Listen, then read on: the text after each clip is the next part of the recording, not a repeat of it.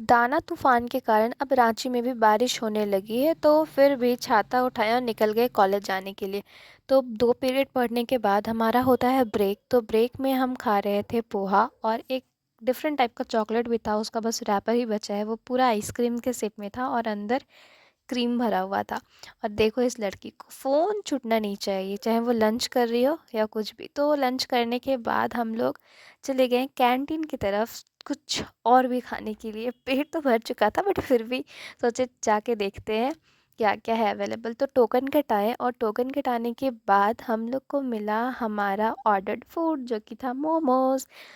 ये 30 रुपीज़ का था, जिसमें हमें 5 पीस मोमोज़ मिला था। और फिर खुशी मुझे खिलाई मैगी, ठंडी ठंडी वेदर में गर्म गर्म मैगी।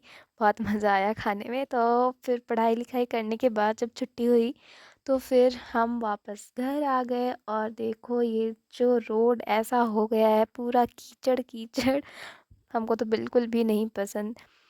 हमको तो ये लगता है किसी को बारिश कैसे पसंद हो सकता है। ऐसे रोड में चलना फिरना जो होता है वो कितना मुश्किल हो जाता है। और फिर घर पहुंचने के बाद हम खाए सोया स्टिक्स और फिर कुछ देर के बाद हम चले गए बच्चों को ट्यूशन पढ़ाने।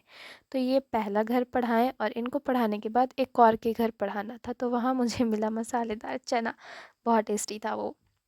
और फिर घर आते आते एकदम अंधेरा हो जाता है और फिर घर आने के बाद हम छाता खोल के रख दिए ताकि मेरा छाता अच्छे से सूख जाए। और फिर चलो दिखाते हैं रूम कैसा हो रखा है। एक प्रोजेक्ट बनाने के बाद कुछ ये हाल है। और डिनर किए बट उस समय लाइट नहीं था इसलिए शूट नहीं कर पाए। और फिर हम अपना गेट बंद कर दिए। Okay bye.